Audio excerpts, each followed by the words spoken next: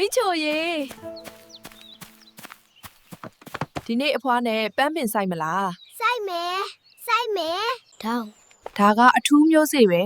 ဘာအထူးလဲအဖွား ဒီမျိုးစေ့ကစိတ်ရှည်တဲ့လူကိုပဲလှပတဲ့ပန်းပွင့်ပေးတတ်တယ် အဖွာမနှက်ပြန်ပန်းပွင့်လာမလား မနှက်ပြန်တော့မပွင့်သေးဘူးစောင့်ရမယ် အဖွာဘာမှမပေါ်ဘူး အရာတစ်ခုကြီးထွားဖို့အချိန်လိုတယ် မဆိုင်တော့ဘူး မိချိုကောင်းတဲ့အရာတွေကအချိန်ယူတတ်တယ် အဖွာ ထွက်လာပြီ